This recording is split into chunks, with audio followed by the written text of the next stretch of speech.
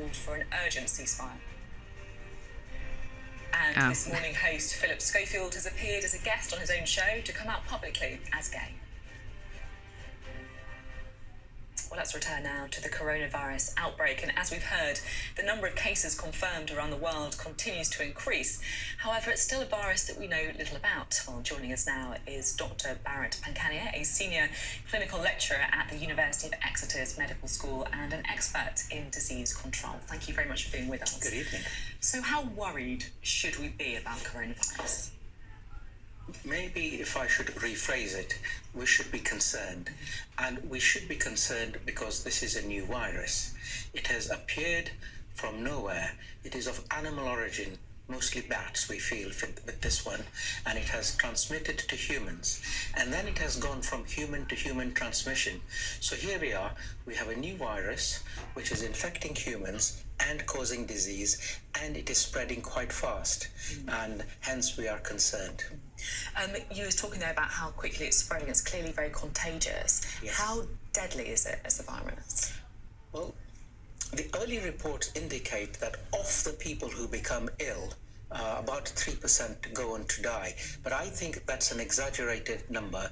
The reason is we are probably looking at the severely ill and the more vulnerable people. But if we were to take it across all the people, I feel that maybe it's not 3% but lower.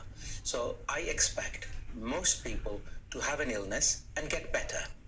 Unfortunately, some people, especially the elderly and people with coexisting medical conditions, may get very ill, and some of those people who get very ill will unfortunately die.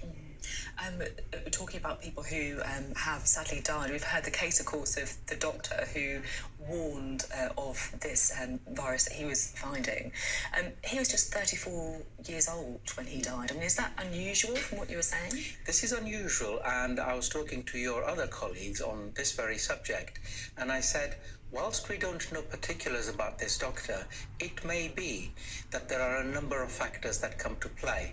So scientifically speaking, thinking on first principles, I would say, could it be that he was exposed to a large loading dose?